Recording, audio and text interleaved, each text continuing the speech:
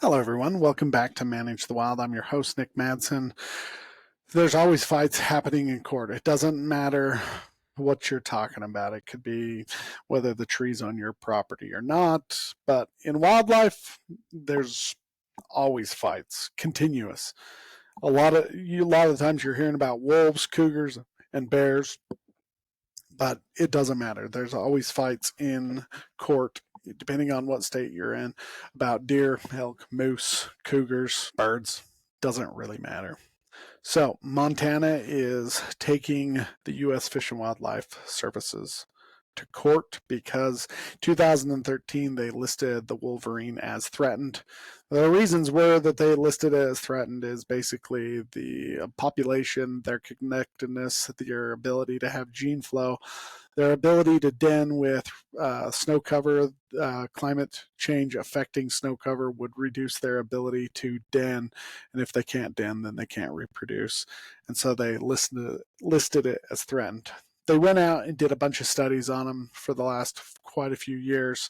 The U.S. Fish and Wildlife Services did, and it shows that maybe those effects aren't as bad. And Montana's saying if they're not as bad, then don't list them as threatened because we can do way better managing them as a species that's hunted and targeted versus one that's on a threatened or species. There's also a lot more money that comes in from all the firearms and ammunition and those type of taxes that are collected, PR money that comes in. They can put a lot more towards wolverines than when they are listed as threatened or endangered. So we'll see how that plays out. The U.S. Fish and Wildlife Service doesn't really like to delist things, and there's a lot of different groups out there that don't like them to delist things either. So we'll see how long this goes in battle. It could be quite a long time. Okay, there's another one that's really interesting. If you go to Nevada Department of Wildlife, go on their news, it talks about 3 men who were convicted of illegally harvesting a mule deer. We all knew the way they did it was gonna happen, and they did it. A public tip came in. Let's see. How long ago was this? It wasn't that long ago. But a public tip came in to the Nevada Department of Wildlife that 3 men spotted what they call a trophy sized buck on private property. And this was in the Hunt Unit 242. So they know they can't enter that area because that would be trespassing. So they don't actually enter that area to drive the animal onto public where they can shoot it. What they did is they used a drone.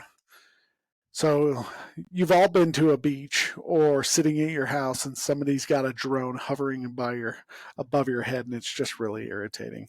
These guys, what they did is they took their drone, got behind the mule deer, and they pushed it onto public property, and then they ended up shooting it. And they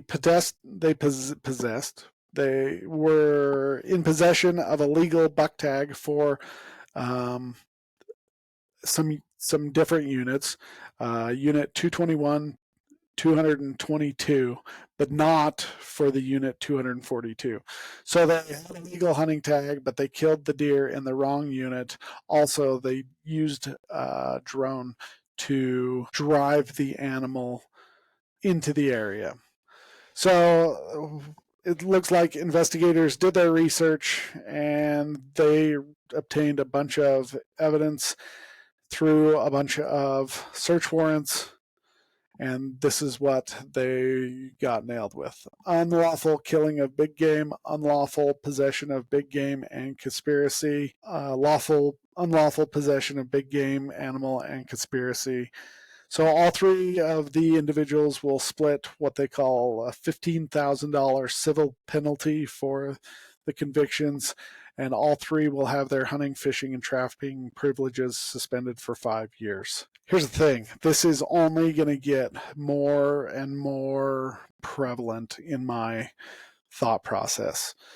People are learning how to use these drones and how to deploy them, and they're so fast. that it's going to be one of those things that is going to be super difficult to be able to monitor.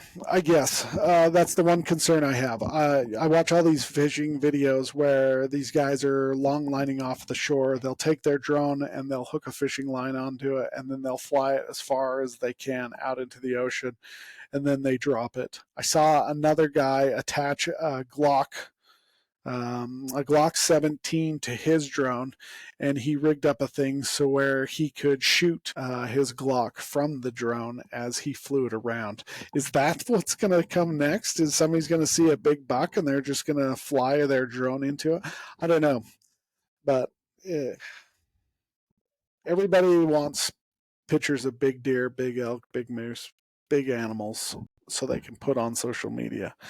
And that kind of ethical and moral responsibility lately seems to be thrown out the window for popularity and fame and recognition.